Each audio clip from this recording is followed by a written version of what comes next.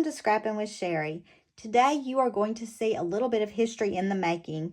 No, it's nothing real earth-shattering. It's just that today I'm going to be using some leftovers from several different collections to put together a 2-page spread. Now, you know, I'm really big on saying, oh, just pull out a whole collection because everything matches. The beauty of Creative Memories is that a lot of the collections actually match across each other. So it takes a lot of the guesswork out when so many of the different collections coordinate. In the newest catalogs, you find out which collections will coordinate. The funny thing is, the papers I'm using today with the embellishments, I'm not even sure what collections they came from initially anyway, but I decided to put them together. So here's what you'll need to do this 2-page spread. You'll need your 12-inch trimmer. You'll need one paper that draws everything together. Now, I chose this because it's got all these pretty stripes, but the back side is also fantastic. And you want a pretty definite difference in the colors between the front and the back of this because you're going to use both sides. You'll need another paper to use for some matting and for a side border, something that coordinates. And again, this actually came out of Croptoberfest of 2022, I think. This was a piece from Happy Camper, I believe. And then I've got 2 pieces for my background. And I'm not positive where these came from. I think they may have come from All My Love, one of our wedding collections. But I felt like this color was really good with this. So I've got the 2 background pieces and then 2 other pieces I'm going to be using for the decorative elements. So let's do our cutting first. And I'm going to start with this stripe because, you know, we have to be careful when we're cutting stripes because we don't want them to go the wrong direction. If you cut it this way, you only get some of the colors.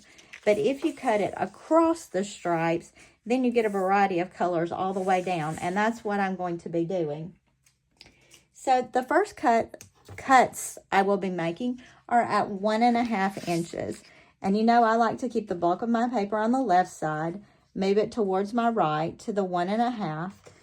And I'm going to make 2 cuts at 1.5 inches. All right, so those 2 are 1.5. Then I'm going to make 2 more cuts at 1 inch with my paper the same direction. Haven't changed anything, just sliding it through at the 1 inch mark. All right.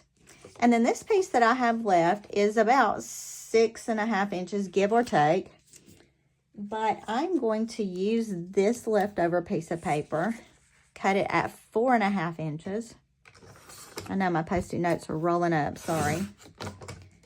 4.5 inches, and I'm going to make 2 squares that are 4.5 square. And here's the reason for the difference in print. I'm actually going to use the back sides of those on this layout. So I've got those pieces cut. I do still have some left over, and we're going to do something with that in a minute, but I want to go ahead and make my other cuts with my 12-inch trimmer before I swap out things. So with this green, this is a really pale green with a little dot in it. I'm not going to use the blue side, but I'm going to make 1 cut at 4 inches. Now, I didn't make cute little posties for this, but this is a 4-inch cut. I'm going to make another cut at 4.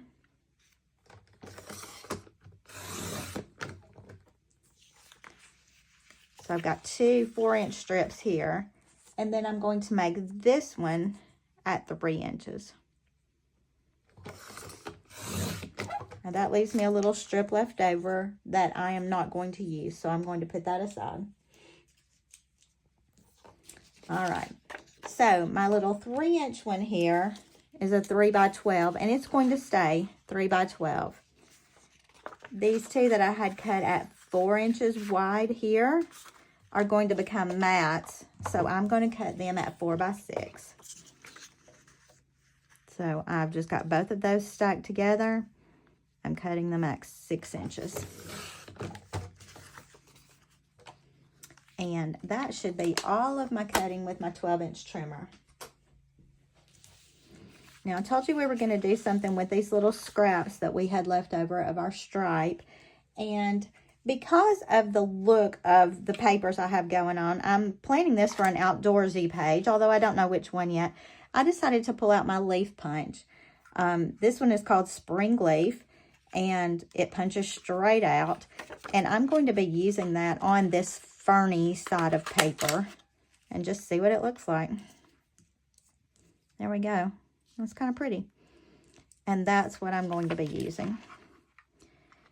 Now, based on the papers that you choose, the look that you're going for, lots of different standalone punches would work for this. And I got a couple of punches out of that. Let's see if we can get one more out of there.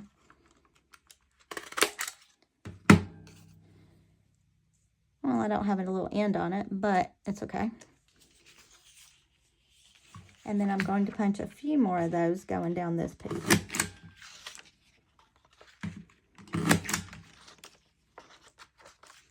Do you have a problem choosing punches?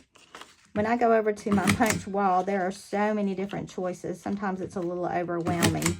But I try to pick a punch that works with the theme of the papers I have going on.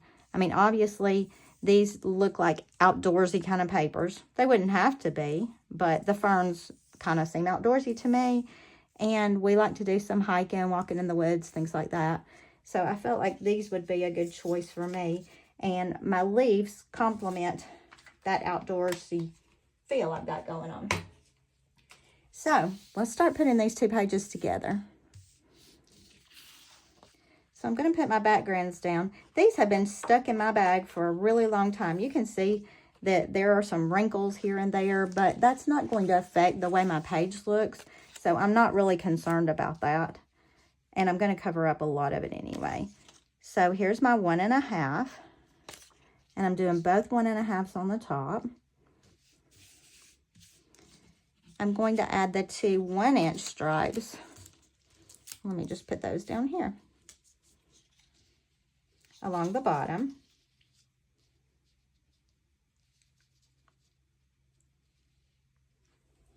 And then I'm going to take these two 4.5-inch squares. And I have reversed those. I flipped the stripe over. So I've got this nice fern going on. And I'm going to add those kind of here and there. I'll take this 3-inch green that I cut. And I'm putting it right up this side right here. And then the mats that I cut, I could add a lot of different ways, and I'm not sure exactly where I'm going to use the mats yet. So I probably will not adhere the mats completely until I have gotten pictures for this page. I know we've talked about before, you can stick those with repositionable tape runner if you like. And I could cut 2 of these mats down just a little bit to make them fit more easily in the space I've got. And I think I'll do that.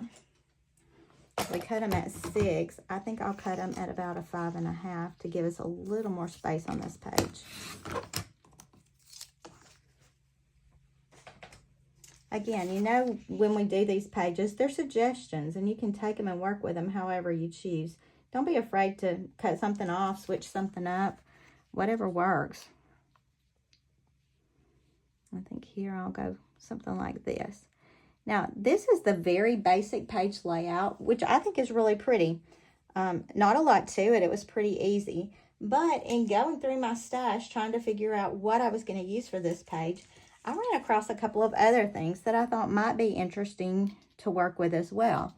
I've got these little, they're just some little tiny leaves in a border strip. It's purple on the back and green on the front. This came out of, it's fall, y'all, I believe. But I thought those kind of worked with my fern papers. So I thought about running those across here and here. And I was looking through the stash and found these stickers that have a leaf, but they also have this blue that's really pretty here. And I think I may run this right along the bottom of that border strip just to add a little more blue. Now, when I think about it, The reason I'm doing the blue at the top and the green at the bottom is I like to keep the sky and the grass. And I figure some of these outdoorsy pictures will probably have some sky and grass in them. Now, if I cut this one, this mat down just a touch more, I could add that across there and you would actually be able to see a lot of it. So I think this mat is about to get just a little bit smaller. You know, we've kept the 4-inch width, but I'm going down to about a 4 1/4 height, and it slides right in there just beautifully. And you know, most of my pictures I can trim down a little, and it doesn't take away too much from what I've got going on. Now, we had cut these leaves too, and I think I'm just going to go back and add these leaves right along the edge of this. That's the one with no stem. I think I'll save him out. But in adding those leaves, it just carries my outdoorsy look all the way across my page.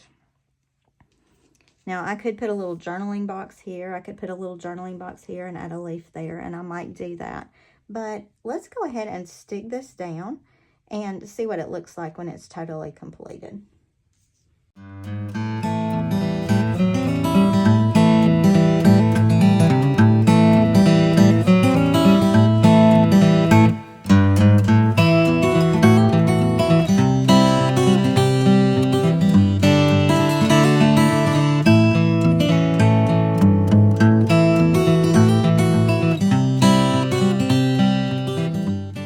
On this one, my leaves went that direction. On this one, I'm going to have them go that direction, moving from the center off the edge of the page.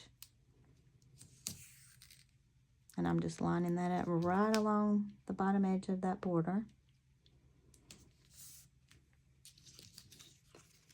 And then the second one, I'll just butt right up against it.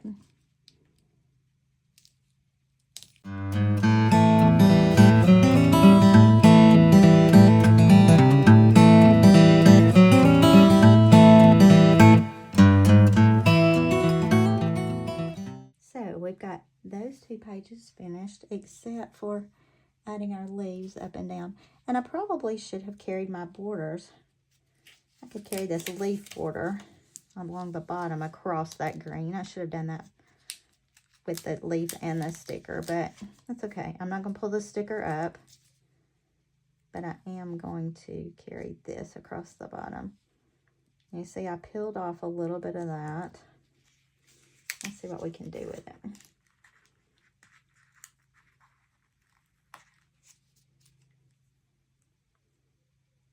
It was stuck to a little bit of tape runner, so it caused a little of that green to peel off.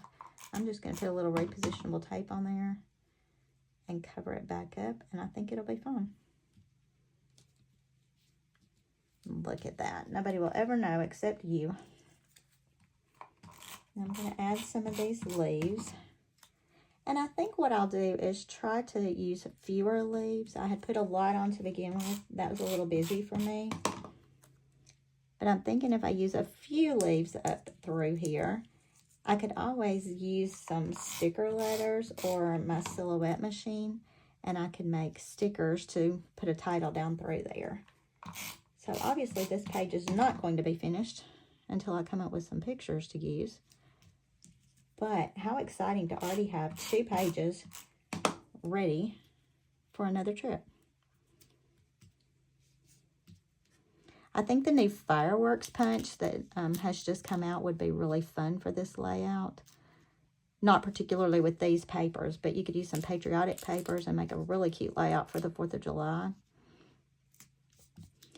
And if you noticed, I also kept these little green squiggly things because I just think they're nice. I probably will not put them here, but if I decided to do some type of sticker cluster or something over here, those would be a nice addition to that. So here we have a 2-page spread using leftovers here and there from my collection. I hope you like this idea. I hope you'll try it because it's super easy, makes a really quick page, and it's a good way to use up leftovers from several different collections that coordinate. Again, you can look in the newest Creative Memories catalog and it will tell you collections that coordinate together. You can also find the coordinating cardstocks, which make it so much easier to make beautiful pages that match. Until next time, happy scrapping.